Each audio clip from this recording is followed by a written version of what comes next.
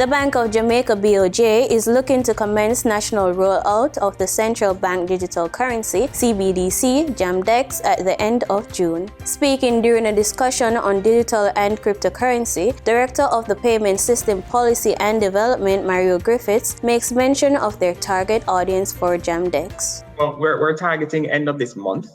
And that will be the one wallet provider that we have in place. How we expect or envision JAMDEX to be utilized is mainly P2P, person to person, as well as with small and micro merchants. And these are merchants that have a presence on various websites as well as social media within Jamaica. So that's how we're looking at it. And as well as Jamaica is famous for corner shops. Governor of the BOJ, Richard Bowles, said that the CBDC will have a positive impact on the country's trade. Yeah, no, I don't see it having an impact on trade outside of the country, but within the boundaries of the country, I see it contributing to much greater efficiency.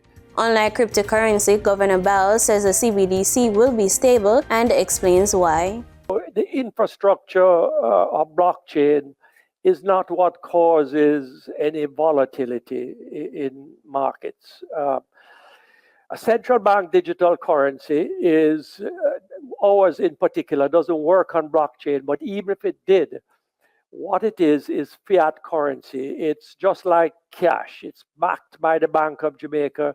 It's not backed by any private investor.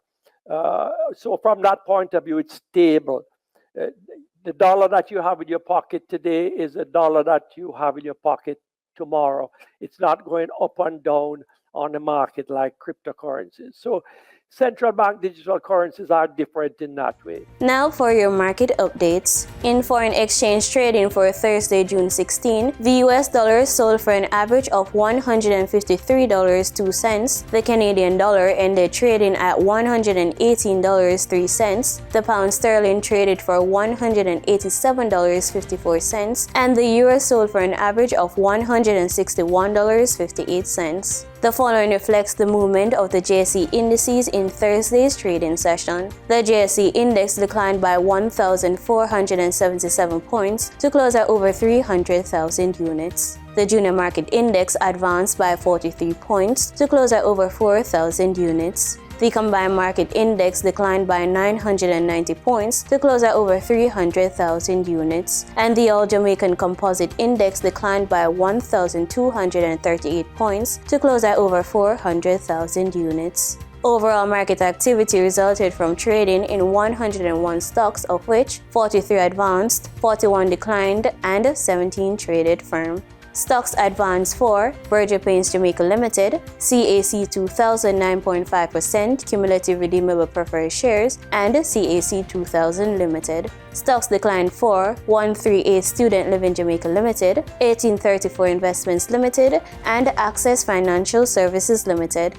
Trading firm were Barita Investments Limited, Community and Workers of Jamaica CCU Deferred Share, and First Rock Capital Holdings Limited. The following companies represent the overall volume leaders: Wixon Wind Farm Limited Ordinary Shares and Productive Business Solutions Limited 9.75% cumulative redeemable with over 3 million units, and JFP Limited with over 1 million units. In regional stocks, in Trinidad and Tobago, 0 securities were traded. On the Barbados Stock Exchange, 0 securities were traded. President of the Africa Development Bank, ADB, Dr. Adesina, says that the continent and the Caribbean should hold a joint investment forum. Adesina's proposal came as he discussed debt in both regions, saying that in the aftermath of the coronavirus pandemic, Africa and the Caribbean desperately need debt relief, debt restructuring, and debt sustainability. He said the COVID-19 pandemic increased the average debt to GDP ratio of the Caribbean countries to over 85%, with the number of Caribbean countries with a debt to GDP ratio of over 60% increasing from 9 to 13.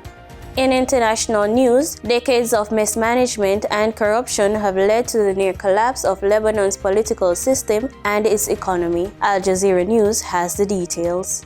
This gift from an Ottoman sultan is from a different time, before Lebanon's second largest city was left to decay.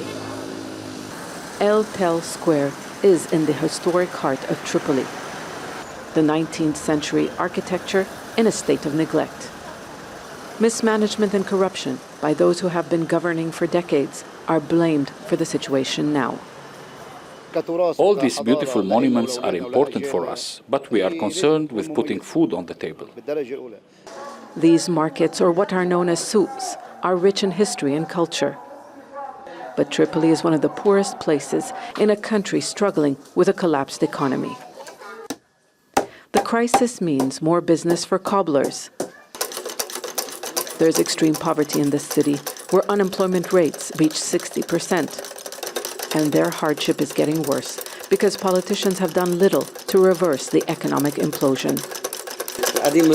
In the past, people threw away their old shoes. They were able to afford new ones. Now they can't even afford the cheapest pair of shoes. Preserving traditions is also a challenge. The copper and brass business is a centuries-old trade that is passed on from one generation to the next.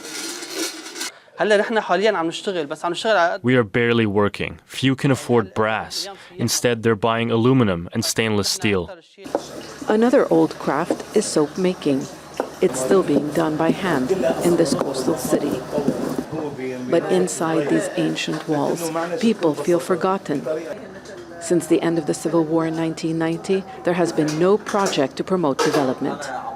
The city has the ability to lure tourists, whether foreign or Lebanese expats, yet the authorities have done nothing to preserve the historical monuments and bring life back to this place.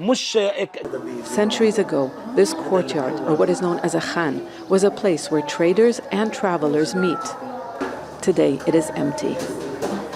Tripoli is considered the second most archaeologically important city from the Mamluk Empire after the Egyptian capital, Cairo. The Mansouri Mosque is among some of the structures remaining from that era.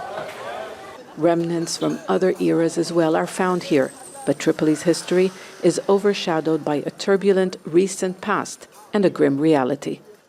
Zana Khudr, Al Jazeera, Tripoli, northern Lebanon. In market data for oil prices edged lower and were on track for a weekly decline as interest rate hikes from major central banks fueled worries about a sharp economic slowdown. Brent crude was down 56 cents or 0.5% to $119.25 a barrel, and West Texas Intermediate crude fell 78 cents or 0.7% to $116.81. That was the business report on PBCJ. I'm Dedita Rodney.